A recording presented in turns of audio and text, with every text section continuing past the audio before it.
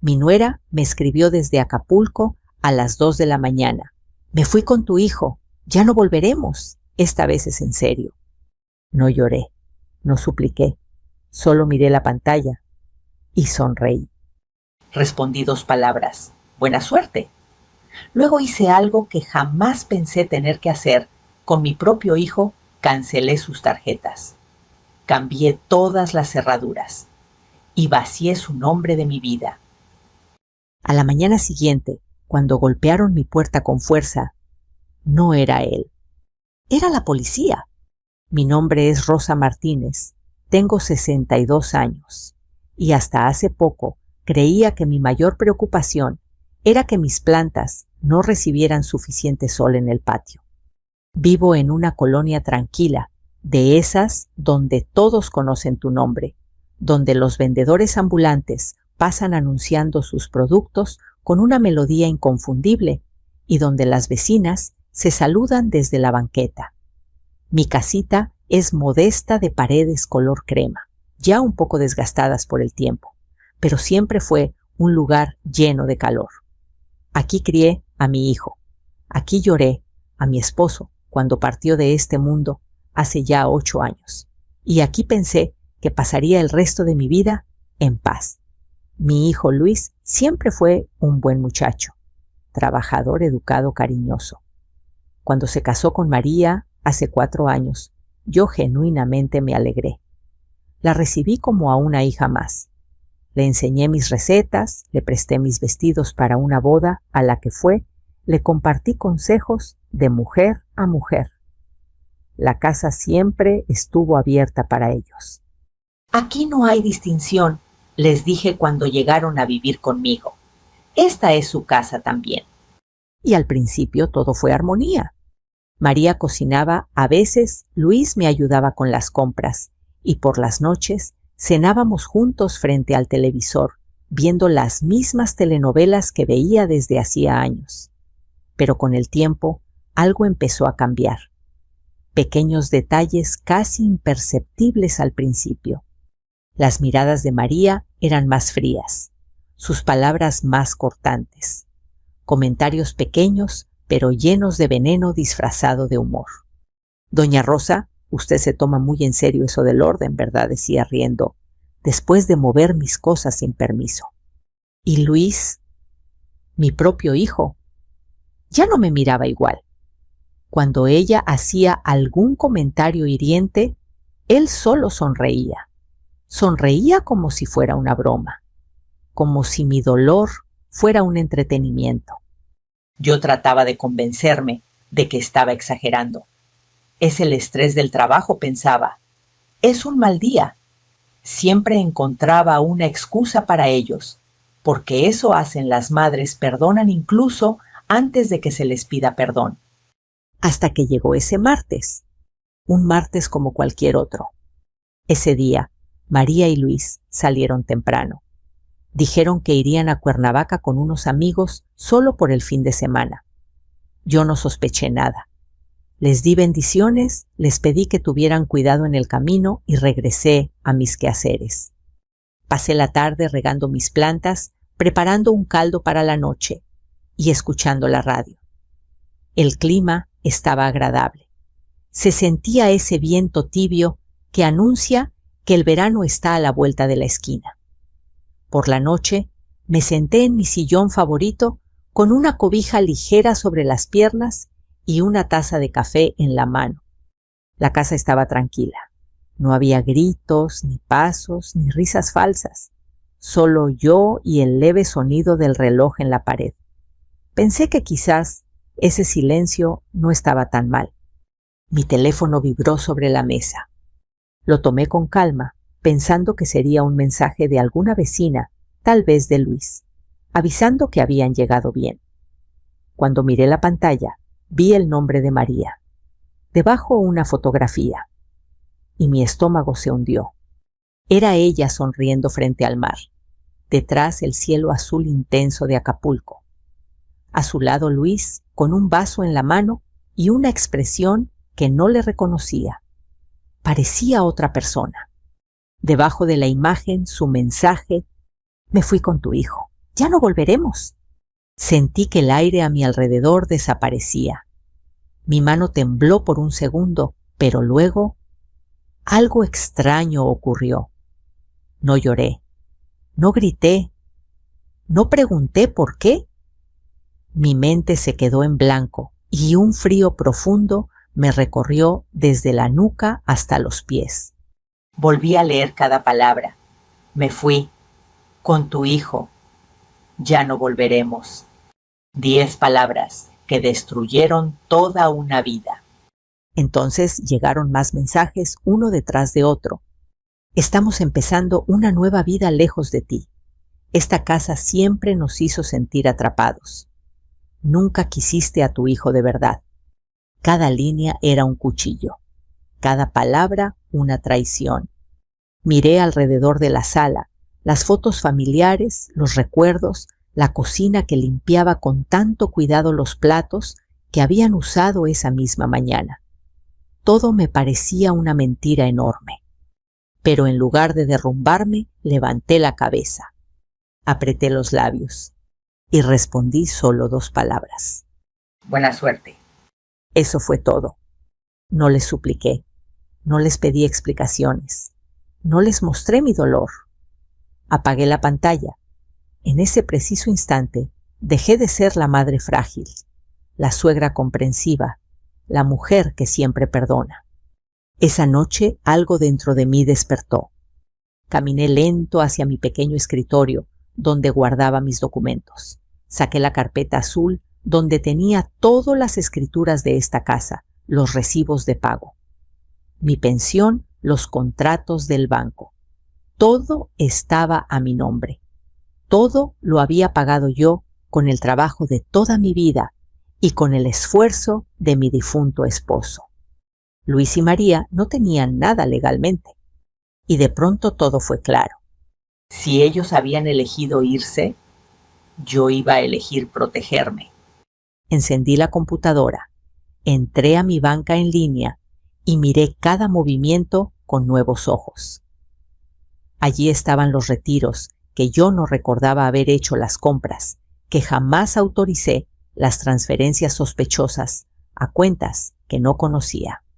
María había estado robándome, y Luis lo sabía. Un temblor de rabia me recorrió el cuerpo, pero mis manos se mantuvieron firmes. Uno a uno cancelé todas las tarjetas adicionales, cambié contraseñas, cambié claves, activé alertas de seguridad. Luego tomé mi celular y busqué un número en internet. Cerrajero 24 horas. Era más de la medianoche cuando contestaron. Bueno, dijo una voz adormilada.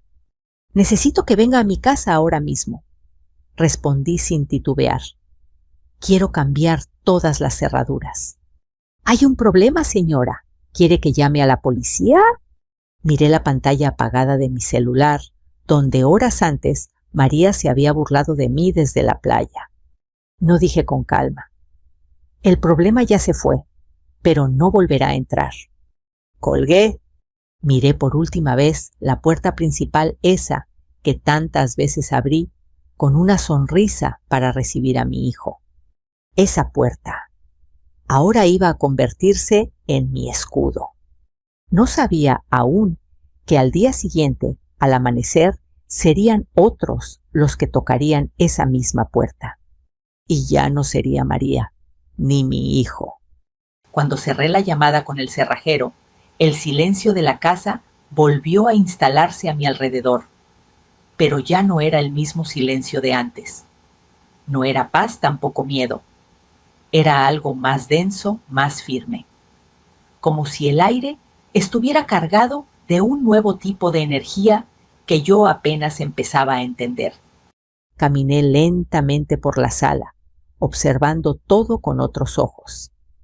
Aquella mesa donde habíamos comido juntos tantas veces, los cojines acomodados en el sillón, la fotografía de Luis cuando era niño, con su uniforme de la primaria, sosteniendo orgulloso un diploma. Me detuve frente a esa imagen. Lo vi pequeño, inocente, con esa sonrisa que me hacía creer que todo lo que hacía valía la pena. ¿En qué momento dejaste de ser mi hijo?, susurré. No hubo respuesta, claro. Solo el tic-tac del reloj que parecía burlarse de mí, recordándome que el tiempo seguía su curso, aunque mi mundo se hubiera detenido. Regresé al escritorio. Encendí la lámpara pequeña y dejé que su luz amarillenta iluminara los papeles desordenados que había empezado a revisar. Saqué uno por uno los estados de cuenta de los últimos meses. Los desplegué sobre la mesa, marcando con un bolígrafo rojo cada movimiento sospechoso. Ahí estaban retiros de 3,000, 5,000, 2,000 pesos. Pequeñas cantidades que quizás yo no habría notado porque confiaba. Confiaba en mi hijo. Confiaba en su esposa. Confiaba en esa familia que yo misma había formado dentro de estas paredes. Y esa confianza había sido mi ruina. Mi mente empezó a reconstruir cada escena pasada. Las veces en que María regresaba del súper con bolsas de marcas caras que yo jamás compraba. Sus uñas nuevas cada semana. Su teléfono nuevo, su ropa, sus perfumes. Siempre decía que se los regalaba una amiga, una prima, una compañera del trabajo. Yo le creí. Mi hijo le creyó. O tal vez eligió creerle. Sentí una punzada en el pecho, pero no me dejé caer en el dolor. Esa noche no había espacio para lágrimas. Esa noche era para decisiones. Abrí mi computadora. Tecleé otra vez en el buscador el nombre del banco donde tenía la cuenta principal. Ingresé usuario, contraseña, código de seguridad. El sistema tardó unos segundos en abrir. Me parecieron eternos. Cuando la pantalla finalmente mostró mis movimientos, confirmé todas las tarjetas que aparecían como adicionales. Estaban a nombre de Luis y María. Estaban unidas a mi cuenta, alimentadas por mi pensión y por el pequeño ahorro que guardaba para emergencias. Mi mano se posó sobre el mouse. Hice clic. Cancelar tarjeta adicional, Luis Martínez. Confirmar. Cancelar tarjeta adicional, María López. Confirmar. Un mensaje apareció. Esta acción es irreversible. Sí, murmuré mientras hacía clic por última vez. Era irreversible, como su decisión de abandonarme. Una vez canceladas las tarjetas, cambié la clave de acceso. Después la volví a cambiar. Activé una verificación adicional, algo que mi sobrino una vez me había recomendado por si acaso. Y después hice algo que nunca imaginé tener que hacer. Trasladé una parte de mi dinero a una cuenta secundaria que tenía casi olvidada, creada años atrás por consejo de un funcionario del banco para cualquier emergencia. Esa era la emergencia. Respiré hondo. Sentí por primera vez en toda la noche algo parecido a control. Mi celular vibró otra vez. Esta vez eran mensajes desesperados uno tras otro. ¿Qué hiciste con las tarjetas? No me deja pagar nada, vieja. ¡Responde! Reconocí la forma agresiva de escribir de María. Ni siquiera se molestaba en ocultar el desprecio que sentía por mí. Como si ahora, estando lejos, creyera tener el poder. Observé esas palabras sin responder. Sentí una leve sonrisa involuntaria en mis labios. No era alegría. Era algo más oscuro, más frío. Una justicia silenciosa. Fue entonces cuando escuché el sonido de un motor afuera de mi casa. Me asomé por la ventana y vi una camioneta blanca estacionarse frente al portón. Un hombre robusto, con bigote y gorra, bajó de ella cargando una caja de herramientas. El cerrajero. Abrí la puerta sin miedo. Él me observó de pies a cabeza, quizá tratando de entender la urgencia de aquella mujer mayor que lo había llamado pasada la medianoche. ¿Es aquí, señora? Sí, respondí. Todas las cerraduras. La principal, la del patio y la de la puerta trasera. ¿Y dónde está la otra persona que vive aquí?, preguntó con cautela. Lo miré fijamente sin bajar la vista. ¿Ya no vive aquí? No hizo más preguntas. Mientras trabajaba, el sonido metálico del taladro rompía el silencio de la madrugada. Cada tornillo, cada giro de la llave nueva sonaba como una promesa, un sello, una barrera definitiva entre mi pasado y mi futuro inmediato. Aproveché ese tiempo para comenzar a reunir todas sus cosas. Entré en el cuarto que compartían. Abrí el closet sin cuidado, sin esa delicadeza que una vez tuve. Tomé las camisas de Luis, sus zapatos, sus pantalones, su vieja chamarra de mezclilla, todo lo que reconocía como suyo. Luego pasé a las cosas de María, vestidos ajustados, blusas llamativas, maquillaje, bolsas falsas de marca. Las tomé una a una, sin elegancia, sin nostalgia. Solo las apilé en el pasillo frente a la puerta. Cada prenda era un recuerdo vacío, cada objeto una mentira. Cuando terminé el pasillo, parecía una bodega improvisada. Montañas de ropa, bolsas, cajas, zapatos. Todo lo que alguna vez consideraron su mundo reducido a un montón en el suelo frío. El cerrajero terminó su trabajo casi 2 horas después. Probó las nuevas llaves, revisó la firmeza de la puerta, hizo un último ajuste en la cerradura. Listo, señora. Nadie entra aquí sin este juego de llaves, dijo entregándomelas en la mano. Las sostuve, sentí su peso, más que metal eran libertad. Le pagué y antes de que se marchara, añadió en voz baja. Cuídese. Asentí sin palabras. Cuando la puerta se cerró detrás de él, quedé sola otra vez. Pero ahora por primera vez en mucho tiempo no me sentí desamparada. Me sentí protegida por mí misma. Subí a mi cuarto. Me senté en la cama. Observé el lado vacío donde Luis solía dormir, donde su respiración me acompañaba en las noches silenciosas, donde yo creí que siempre estaría. Y entonces, sin lágrimas, sin lamentos, con una calma que no sabía que poseía, me recosté. Cerré los ojos. El cansancio me envolvió como una manta pesada. Antes de quedarme dormida, un pensamiento se abrió paso en mi mente, claro e inquietante. Ellos no conocen la fuerza de una madre cuando deja de tener miedo. Y sin saberlo, aún supe que al amanecer todo escalaría aún más.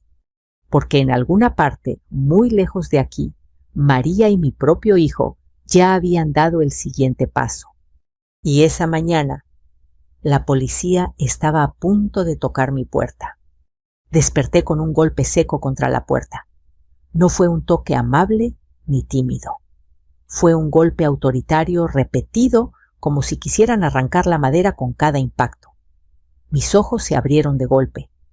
Por un segundo no supe en qué día estaba ni dónde me encontraba. Pero luego recordé todo el mensaje desde Acapulco, las tarjetas canceladas, las cerraduras nuevas. Todo volvió a mi mente como una avalancha. Me senté en la cama y miré el reloj las 8 de la mañana. Volvieron a golpear. Señora, abra la puerta, por favor. La voz era firme, masculina, profesional. Me levanté con calma, me puse una bata ligera y caminé despacio hacia la entrada. Cada paso era seguro. No sentía miedo. Era una extraña mezcla de dignidad y cansancio, como si dentro de mí hubiera aceptado que este era solo otro capítulo del mismo desastre. Me asomé por la mirilla. 2 policías estaban de pie afuera, uno más joven de rostro serio, el otro mayor, con bigote canoso y ojos atentos que parecían haber visto demasiadas historias como la mía. Respiré hondo y abrí la puerta solo un poco, dejando la cadena puesta. Buenos días, oficiales, dije con calma. ¿En qué puedo ayudarles? El mayor habló primero. ¿Es usted la señora Rosa Martínez? Sí, soy yo. Recibimos un reporte de su hijo Luis Martínez y de su esposa María López. Ellos dicen que usted cambió las cerraduras de la casa de manera ilegal, que les bloqueó sus tarjetas y que se quedó con dinero que no le pertenece. Lo escuché sin cambiar de expresión. Ni una ceja levanté, ni un gesto de sorpresa. —¿Puedo pasar, señora? —preguntó luego el oficial joven. Claro, respondí quitando la cadena y abriendo por completo. —Adelante. Ambos entraron y miraron alrededor con discreción, evaluando la escena. Vieron el montón de ropa y pertenencias apiladas en el pasillo. No tocaron nada. Todo eso es de ellos, aclaré. Lo puse ahí para que puedan recogerlo cuando vengan, si es que quieren hacerlo civilizadamente. El oficial mayor asintió ligeramente. —¿Podría explicarnos su versión de los hechos, señora? Los invité a sentarse en la pequeña mesa del comedor. Fui a la cocina y serví café. Mis manos no temblaban. Era increíble. Parecía que todo el temblor se había quedado en el pasado. Mire, oficiales. Comencé cuando regresé. La casa donde estamos ahora es mía. Está a mi nombre desde hace más de 20 años. La compré con mi esposo, que en paz descanse mucho antes de que mi hijo se casara. Aquí tengo las escrituras. Fui por la carpeta azul y la abrí frente a ellos. El papel ya estaba envejecido, pero claro y legible. Luis y su esposa vivían aquí por decisión mía, no por derecho legal. Nunca estuvieron en la escritura. Solo eran huéspedes, familia sí, pero huéspedes al final. El policía joven hojeó los documentos con cuidado mientras el mayor me observaba en silencio. Entonces, ¿por qué dice su hijo que usted cambió las cerraduras de su propia casa? No pude evitar una ligera sonrisa amarga. Porque ayer por la noche recibí este mensaje y contesté. Tomé mi teléfono y les mostré la pantalla. Allí estaba la foto María, sonriendo desde Acapulco Luis, a su lado una bebida en la mano. Y el texto claro como el aguas. Me fui con tu hijo. Ya no volveremos. Ambos oficiales se inclinaron para leer mejor. Después de eso continué. Empezaron a llegarme mensajes insultantes. Y también descubrí que durante meses estuvieron usando mi dinero sin permiso. Eran tarjetas adicionales ligadas a mi cuenta. Yo solo cancelé lo que era mío. El oficial mayor levantó la vista lentamente. ¿Tiene pruebas de esos movimientos? Me levanté otra vez y tomé los estados de cuenta que había dejado marcados sobre el escritorio. Se los puse enfrente, señalando con el dedo las cifras. Todo está aquí. Cada retiro, cada compra. Yo no estuve en esas tiendas. No fui a esos restaurantes. Ellos lo hicieron mientras yo pensaba que era dinero del súper. Se hizo un silencio pesado. El oficial joven miró al otro incómodo. Entonces, señora, legalmente usted tiene todo el derecho de cancelar esas tarjetas. Lo sé. Y también tiene derecho de cambiar las cerraduras, si la propiedad es suya, agregó el mayor. También lo sé, respondí. Pero ellos creen que pueden hacer conmigo lo que quieran, solo porque soy su madre, solo porque soy una mujer mayor. Eso se acabó. Hubo un momento de respeto en el silencio. Entonces la radio del oficial mayor empezó a crepitar. Unidad 14. ¿Qué situación hay en la dirección reportada? El oficial tomó el micrófono sin apartar los ojos de mí. Aquí no hay delito en proceso. La residencia pertenece a la señora. Los denunciantes no tienen derechos legales sobre la propiedad.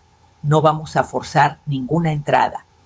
Una voz alterada comenzó a escucharse al otro lado de la línea.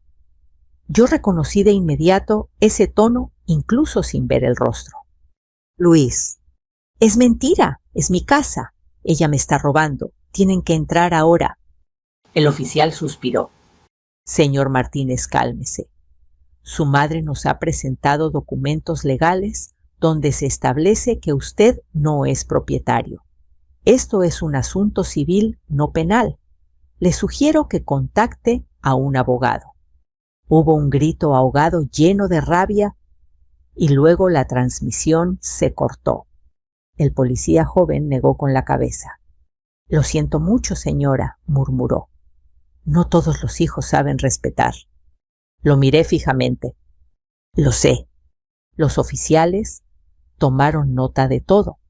Hicieron un pequeño informe en su libreta. El mayor finalmente dijo: por precaución, le sugerimos que no tenga contacto directo con ellos por ahora. Si intenta entrar por la fuerza, vuelva a llamarnos. Usted está en su derecho. Gracias, respondí. Y no se preocupen. Ya no pienso abrirle a nadie que no merezca cruzar esa puerta. Se levantaron para retirarse. Antes de salir, el más joven no pudo contener una expresión de asombro. Es usted más fuerte de lo que muchos creen, señora. Asentí levemente. Solo soy una madre que dejó de permitir que la lastimen. Justo cuando la patrulla empezó a desaparecer al final de la calle, vi un taxi detenerse más adelante. Del lado izquierdo bajaron Luis y María. Sus rostros estaban pálidos, tensos, consumidos por la ira y la humillación. Lo supe en el corazón. Ese no era el final. Apenas era el comienzo. Y cuando ellos se acercaban de nuevo a mi casa, entendí que lo más difícil todavía estaba por venir. Los vi bajarse del taxi, como si estuviera viendo una escena que ya conocía.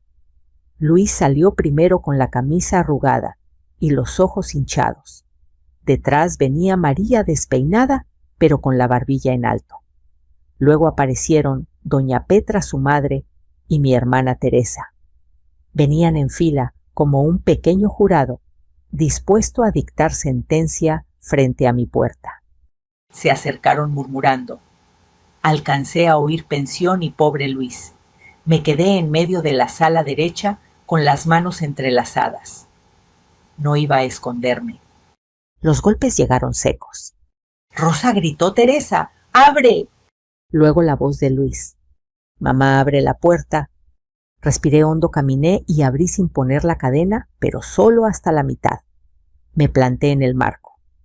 «Buenos días», dije. Los cuatro se quedaron frente a mí. Luis con rabia y vergüenza, María con desprecio, doña Petra con los brazos cruzados, Teresa con gesto severo. «Bueno», se burló María, «nos dejaste sin un peso en Acapulco. ¿Eso te parece buenos días? Tú escribiste que te ibas con mi hijo y que no volverían», respondí. «Yo solo tomé tu mensaje en serio». Luis apretó los puños. «Mamá, no exageres. Esas tarjetas también eran nuestras. Vivimos aquí. No puedes hacernos esto». «Luis», dije despacio, «la cuenta está a mi nombre. La casa está a mi nombre. Ustedes vivían aquí porque yo quise, no porque les tocara». Teresa intervino poniendo la mano en el hombro de Luis. «Rosa, son jóvenes. Cometieron un error. Pero son tu familia. ¿Era necesario llegar a esto?». Doña Petra dio un paso al frente. «Yo siempre supe que era controladora», dijo. «No deja que su hijo crezca. María me contó que hasta le revisa en qué se gasta cada peso. Si tan mal se sentían, nadie los obligó a quedarse», contesté. «Curioso que nunca se fueron mientras podían usar mis tarjetas». Señalé el montón de cajas y bolsas en el pasillo. «Ahí están sus cosas. Tienen 1 hora para llevárselas. Después, lo que quede, lo dono». «¿Nos estás corriendo?», preguntó María. «Ustedes se fueron». Primero respondí. «Solo estoy poniendo en orden la casa que abandonaron por WhatsApp». Luis bajó la mirada un segundo. Luego la levantó con terquedad. «Nada de esto hubiera pasado si no fueras tan controladora», dijo. «Tú tienes pensión. No te hace falta tanto. Compartir no te va a matar». Sus palabras me dolieron más que el mensaje desde Acapulco. «Lo que me mata», contesté, «es que pienses que todo lo que trabajé vale menos que tus caprichos de empezar algo nuevo con mi dinero». Los dejé entrar solo hasta el pasillo. Verlos cargar sus propias cosas fue extraño: cajas con ropa, una televisión, una bolsa llena de zapatos. Ninguno agradeció que todo estuviera doblado. Pasaban junto a mí sin mirarme. En uno de esos viajes, Teresa se acercó. «Te lo digo por tu bien», susurró. «Vas a terminar sola. La gente habla». «La gente siempre habla», respondí. «Pero cuando tú necesitaste casa, yo abrí la puerta. Cuando mamá se enfermó, yo dejé de trabajar. Ahora que pongo un límite, resulta que la mala soy yo». Teresa suspiró y se apartó. Cuando todo estuvo en el taxi, María regresó a la puerta. «Ojalá algún día entiendas lo que es quedarse sin nada», dijo. «A ver quién te cuida cuando no puedas ni bajar las escaleras». La miré. «Hoy me quedo sin hijo». «En la casa», respondí. «Pero tú te estás quedando sin vergüenza, y eso sí se paga caro». Luis se acercó detrás, sin atreverse a sostenerme la mirada. «Adiós, mamá», murmuró. No supe si era un adiós real o solo una salida rápida. No contesté. Cerré la puerta cuando el taxi se perdió al final de la calle. El silencio después del portazo fue como un golpe. Me apoyé en la madera unos segundos, sintiendo cómo el cuerpo se me aflojaba. Caminé hasta la sala y me dejé caer en el sillón. La casa de repente era demasiado grande. Miré alrededor. No había mochilas tiradas, ni zapatos en la entrada, ni vasos sucios en la mesa. Todo estaba en orden, y aún así se sentía vacío. Esa fue la primera vez desde que todo empezó que lloré de verdad. No grité, no me quejé. Solo me tapé la cara con las manos y dejé que saliera toda la decepción, la tristeza, el cansancio. Lloré por el niño que fue Luis, por el hombre en el que se convirtió, por la Rosa que se olvidó de sí misma durante años. Cuando ya no tuve lágrimas, quedó un hueco. Me levanté casi por inercia, puse café a calentar, comí un pedazo de pan y nada más. El teléfono sonó varias veces. No contesté. No quería explicar nada. Los 2 días siguientes se me fueron en movimientos automáticos: barrer el patio, lavar la ropa, regar las plantas. Cada vez que pasaba frente al cuarto donde dormían, cerraba la puerta con más fuerza. Trabajaba con las manos para no pensar con la cabeza. Una tarde, cuando el sol ya bajaba y la luz anaranjada entraba por la ventana, alguien tocó la puerta. 3 golpes suaves, muy distintos a los de la patrulla o a los de Luis. Abrí. Era Lupita, mi vecina, con una charola de tamales envuelta en una servilleta de flores. Detrás de ella estaba su nieta Ana, con el celular en la mano y el entrecejo fruncido. Doña Rosa dijo: «Lupita le traje de los verdes los que le gustan». Y pues Ana quería enseñarle algo. La muchacha levantó el teléfono. En la pantalla reconocí enseguida la cara de Luis y de María, abrazados, sonriendo. Debajo de la foto, un texto largo. El título decía: «Mi verdad, como mi propia madre nos dejó en la calle. Sentí un frío distinto, no en el cuerpo, sino en el alma. Lo que había empezado en mi sala, ahora estaba en todo el barrio, y pronto en todo Internet». El celular de Ana seguía en alto frente a mí. La foto de Luis y María ocupaba toda la pantalla, brillante, bien editada, como si sus sonrisas pudieran borrar todo lo que me habían hecho.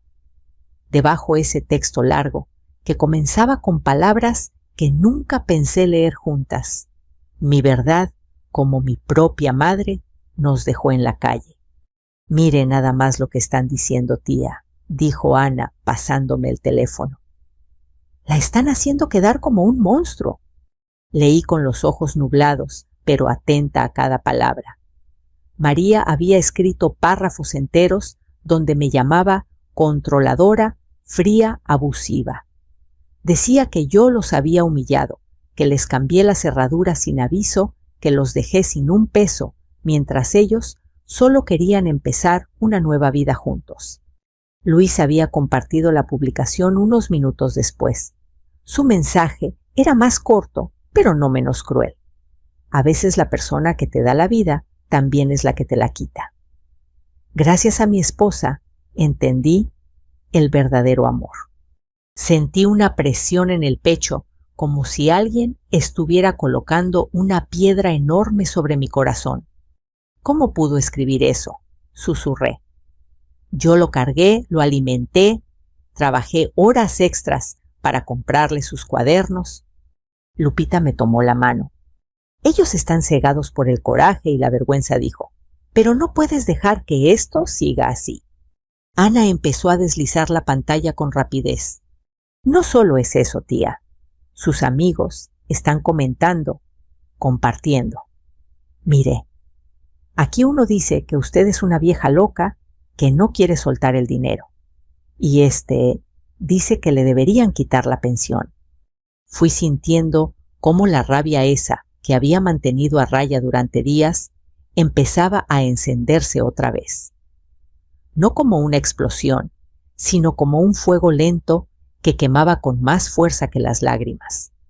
«Quieren pintarme como la villana de una historia que yo no escribí», dije en voz baja. Ana asintió.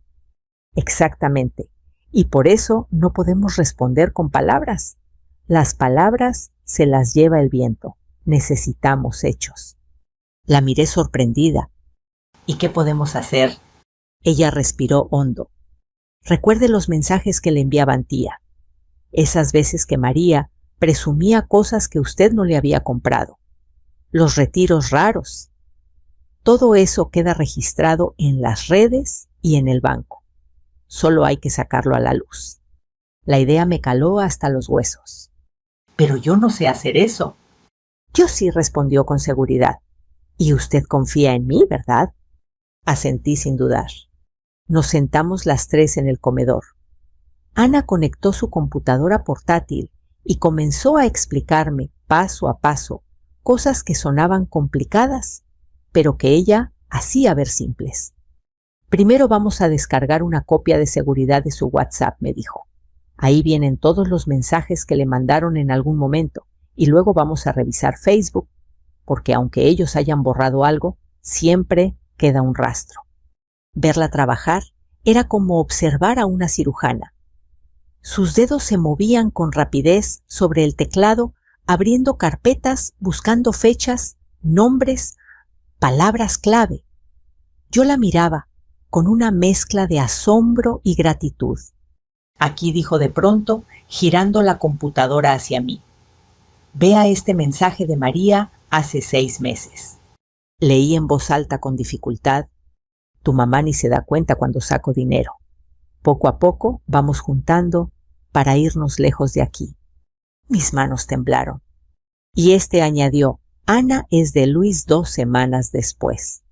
Otro mensaje: «Mientras me mantenga la tarjeta, que haga lo que quiera. Total, ella no necesita tanto». Era como si me estuvieran obligando a ver mi propia traición repetida en pantalla. «No puedo creerlo», murmuré. «Pues crea en esto, tía», dijo Ana, abriendo otra carpeta. «Mire estos estados de cuenta que yo le ayudé a descargar del banco». Ahí estaban impresos en la pantalla fechas, horas, lugares, cantidades, retiros en cajeros cerca de su trabajo, compras en restaurantes caros, pagos de hoteles. Todo coincidía con los días que María me decía que iba a ver a una amiga o a trabajar hasta tarde. «Esto no es solo una mentira», continuó Ana. «Esto es abuso económico y es un delito».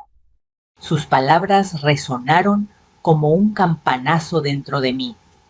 «Contra adultos mayores», además añadió con seriedad, «hay leyes que la protegen, tía.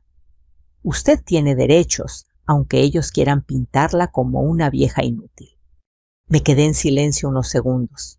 Después levanté la cabeza. «¿Qué hacemos ahora?». Ana cerró la laptop suavemente. Ahora no vamos a pelear como ellos. Ahora vamos a mostrar la verdad, solo la verdad. Sacó su celular y empezó a hacer capturas de pantalla, los mensajes, los montos, las fechas, las fotos. Todo perfectamente ordenado. No vamos a escribir insultos, explicó. No vamos a discutir, vamos a crear un álbum y le vamos a poner un nombre sencillo, solo hechos. Yo la miré sorprendida por esa calma tan parecida a la que yo misma había sentido la noche del mensaje de Acapulco.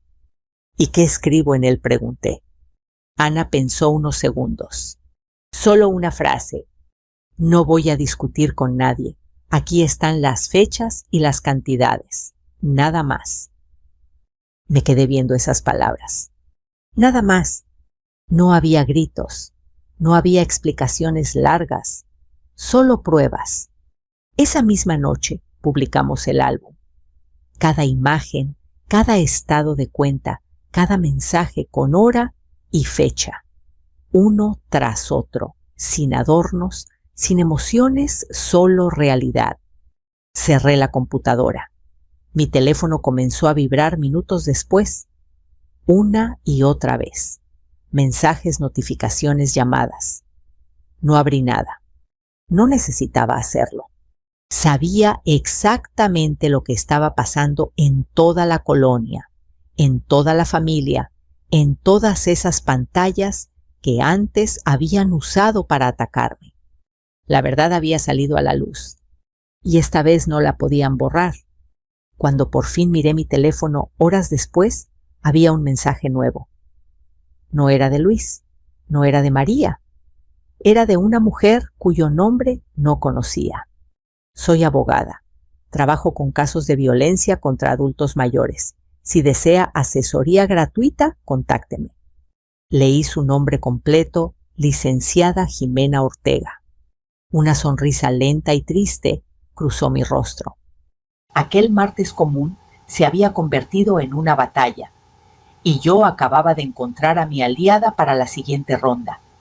En ese momento supe que pronto volveríamos a vernos en un lugar donde nadie podía mentir el juzgado. 3 días después de haber publicado el álbum Solo Hechos mi vida, volvió a cambiar de rumbo. Esta vez no fue un mensaje, ni una llamada agresiva, ni un golpe en la puerta. Fue un sobre Manila deslizado bajo mi portón metálico pesado, oficial frío como una sentencia. Lo recogí con manos firmes, ya no me temblaban como antes. En la esquina superior izquierda estaba claramente impreso Tribunal de lo Familiar. Llegó, murmuré para mí misma. Entré a la casa, me senté en la mesa del comedor. Abrí el sobre con un cuchillo pequeño y leí en silencio la citación. Luis y María habían presentado una queja formal en mi contra por uso indebido de bienes compartidos, abuso de confianza y daño moral. Daño moral. Esa palabra me causó una sonrisa amarga. ¡Qué ironía!, murmuré. Mi celular vibró segundos después. Era un número desconocido. Señora Rosa Martínez, preguntó una voz firme pero amable. Sí, ¿quién habla? Licenciada Jimena Ortega. Le escribí después de ver su publicación. Quise adelantarme. Ya recibí copia de la demanda que interpusieron contra usted. Si está de acuerdo, me gustaría representarla sin costo alguno. Cerré los ojos. Por primera vez en días, sentí alivio real. Acepto, respondí sin dudar. Dígame qué tengo que hacer. 2 días más tarde, caminaba junto a Jimena por las frías escaleras del juzgado. Ella era más joven de lo que imaginé, pero caminaba con una seguridad que imponía respeto. Traía una carpeta gruesa bajo el brazo y una calma contagiosa en el rostro. No se preocupe, doña Rosa, me dijo. Todo lo que hicieron está mal hecho, legalmente, emocionalmente y moralmente. Ellos siempre creen que yo estoy equivocada, respondí, desde que Luis era niño. Eso se va a terminar hoy, afirmó. Entramos a la sala, ya estaban ahí. Luis y María. Se veían distintos, más delgados, más tensos, menos enamorados. Luis no me miró. María sí, con orgullo falso en la mirada. A su lado estaba su abogado, un hombre joven, traje brillante, sonrisa de actor, pura apariencia. Detrás de ellos estaban mi hermana Teresa y doña Petra, observándome como si yo fuera el problema del mundo. Me senté en la mesa opuesta junto a Jimena. Sobre la madera descansaba nuestra carpeta con mis documentos, mis pruebas, mi historia convertida en verdad legal. El juez, un hombre de cabello gris y rostro serio, entró a la sala. Comencemos, dijo. El abogado de Luis tomó la palabra primero. Habló de ingratitud maternal, de falta de comprensión, de exceso de autoridad. Pintó a Luis como una víctima, a María como una muchacha inocente y a mí como una anciana rencorosa que no quería soltar el control. Mientras lo escuchaba comprendí algo importante. No hablaba de mí, hablaba de una mujer que se habían inventado. Cuando terminó, Jimena se levantó. Con su permiso, señor juez. Su voz era clara como una campana. Esta audiencia no trata sobre emociones heridas, continuó. Trata sobre hechos. Lo que hoy demostraremos es un caso claro de abuso económico contra un adulto mayor. Se volvió hacia la pantalla que estaba al frente. Solicito permiso para presentar las pruebas digitales. El juez asintió. Las luces bajaron ligeramente y en la pantalla apareció la primera imagen, el mensaje de María desde Acapulco. Me fui con tu hijo. Ya no volveremos. Luego los mensajes de burla. Luego los estados de cuenta. Luego las fechas. Uno tras otro. En la sala solo se escuchaba el sonido suave del proyector y la respiración tensa de quienes estaban presentes. Pude ver cómo la cara de Luis cambiaba de color, cómo María apretaba su bolso, cómo Teresa bajaba la mirada. Jimena leyó en voz alta. Mientras me mantenga la tarjeta, que haga lo que quiera. Total, ella no necesita tanto. Mensaje enviado por Luis Martínez, su señoría. Luis cerró los ojos. Poco a poco vamos juntando para irnos lejos de aquí. Mensaje enviado por María López. El juez levantó lentamente la mirada hacia ellos. ¿Niegan haber enviado estos mensajes?, preguntó. El abogado quiso intervenir, pero Luis fue más rápido. No, señor, dijo con voz apagada. En la sala se hizo un silencio espeso. Entonces admite que utilizó dinero de su madre, sin su consentimiento, para financiar su viaje a Acapulco y su supuesto nuevo comienzo, continuó el juez. Luis asintió. María comenzó a llorar baixito, dramatizando como siempre. Admito que lo hice, susurró, pero no pensaba que llegaría tan lejos. Jimena aprovechó el momento. Llegó tan lejos que hoy estamos aquí, respondió. Y llegó tan lejos que la señora Rosa no solo protegió su hogar, sino su dignidad. Hubo murmullos entre las personas presentes. El juez tomó nota durante varios minutos. Después levantó su pluma. Queda demostrado, dijo finalmente, que la demandante es en realidad la víctima en este caso. La casa es de su propiedad. El dinero le pertenece. Las tarjetas fueron utilizadas sin permiso. El tribunal declara sin fundamento la demanda interpuesta por el señor Luis Martínez y la señora María López. Mi corazón dio un salto silencioso. Además, añadió, se emitirá una orden de restricción temporal.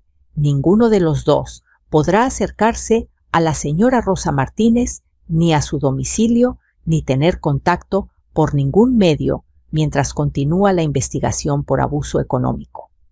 Volteó a verme. Señora, usted ha sido muy paciente. La ley está de su lado. Sentí que el aire volvía a mis pulmones con fuerza. Luis bajó la cabeza. María sollozaba. Teresa se levantó rápidamente avergonzada. Doña Petra salió sin despedirse. Y yo Solo cerré los ojos. No por victoria, sino por paz. Al salir del juzgado, Jimena puso una mano sobre mi hombro. Esto no termina aquí, dijo. Pero hoy dimos el paso más importante. Usted recuperó su voz. La miré. No corregí con una sonrisa suave. Recuperé algo mejor mi lugar en este mundo. Esa noche, al volver a casa, cerré la puerta con mis nuevas llaves. Caminé por la sala en silencio. Miré mis plantas, mis fotos, mis paredes. La casa ya no se sentía vacía, se sentía mía. Pero algo en el fondo de mi pecho me decía que aún faltaba un último capítulo, uno donde no solo se cerraría una puerta, sino que se abriría otra. El día después del juicio, desperté sin sobresaltos. Eso para mí ya era una pequeña victoria. No hubo golpes en la puerta, ni mensajes cargados de veneno, ni murmullos afuera de la casa. Solo el canto de los pájaros en el árbol del patio y la luz tibia que se colaba por la ventana de la cocina. Preparé café despacio, como si cada movimiento fuera un pequeño ritual. El agua hirviendo, el aroma del café molido, el vapor dibujando formas invisibles en el aire. Por primera vez en mucho tiempo no sentí prisa. No sentí que tenía que demostrar nada, explicarle nada a nadie, justificar ninguna decisión. Solo existía. Y eso era suficiente. Miré alrededor de la casa con otros ojos. Ya no veía el espacio donde Luis solía dejar sus zapatos tirados, ni la pared donde María colgaba fotos que no significaban nada para mí. Ahora veía un lienzo en blanco, un espacio donde podía volver a empezar a mi manera sin permiso de nadie. Ese mismo día llamé al notario. Quiero cambiar mi testamento, le dije con firmeza. No hubo duda en mi voz. Quería asegurarme de que lo poco o mucho que yo tenía estuviera destinado a decisiones tomadas con calma, no bajo presión, culpa o miedo. Si algo había aprendido de toda esta historia, era que nadie debe contar con tu sacrificio como si fuera una obligación eterna. Al colgar el teléfono, sentí una extraña ligereza, como si me hubiera quitado un peso invisible que llevaba años sobre los hombros. Por la tarde, toqué la puerta una vez más con esos pequeños golpes suaves. Esta vez no era la policía, era Lupita. Doña Rosa, ¿puedo pasar un momentito? Sonreí. Claro que sí. Entró con su sonrisa de siempre y un pequeño paquete envuelto en papel de colores. Le traje una velita para la Virgen, dijo. A veces no sabemos por qué pasan las cosas, pero siempre hay que agradecer que siguen pasando. La abracé sin palabras, agradeciendo no solo la vela, sino la amistad, la compañía, el cariño que no se compra ni se exige. Después de que se fue, encendí la pequeña vela en un rincón tranquilo de la sala. No pedí nada, solo di gracias. Gracias por haber despertado, por haber resistido, por haber elegido esta vez elegirme a mí. Los días comenzaron a fluir de otra forma. Regresé a mi rutina de ir al mercado, cuidar mis plantas, leer en las tardes, sentarme en el patio con una taza de té. La gente empezó a saludarme con más respeto. Algunos vecinos, que se habían mantenido en silencio, ahora me dirigían miradas de admiración, incluso de orgullo. Y en cuanto a Luis, ya no supe nada más. No llamó, no escribió, no apareció. Mejor así, porque hay heridas que no necesitan volver a abrirse aunque duelan. Un domingo cualquiera, mientras barría la banqueta frente a mi casa, un niño en bicicleta se detuvo frente a mí. Señora, ¿usted es la que salió en internet? Me preguntó con curiosidad inocente. Tal vez respondí sonriendo. ¿Eso es bueno o malo? Mi mamá dijo que usted es valiente, contestó. Ese comentario tan simple, tan puro, me tocó más que todas las disculpas que jamás recibí. Esa noche, mientras me acomodaba en la cama, pensé en todo lo que había pasado desde aquel mensaje desde Acapulco. El dolor, la humillación, la sorpresa, la rabia, pero también la fortaleza, la claridad, el resurgir. Comprendí algo profundo. A veces no te rompen para destruirte. Te rompen para que descubras de qué estás hecha. La historia no me dejó vacía, me dejó libre. Libre de culpas que no eran mías. Libre de cargar a quienes no me respetaron. Libre para volver a empezar, aunque fuera sola. Y mientras cerraba los ojos, sentí en el pecho una paz que nadie jamás me pudo dar, ni nadie me podrá quitar. Si esta historia tocó tu corazón, si alguna vez has sentido que tu propia familia te ha fallado, quiero leerte. Déjame un comentario aquí abajo y cuéntame desde qué ciudad nos estás escuchando. Tu historia también importa, tu voz también cuenta. Si quieres seguir acompañándome en más relatos de fuerza, dignidad y segundas oportunidades, suscríbete al canal y no te pierdas ninguno de los próximos episodios. Cada día compartimos historias que nos recuerdan que siempre es posible volver a empezar. Gracias por escucharme y por acompañarme hasta el final.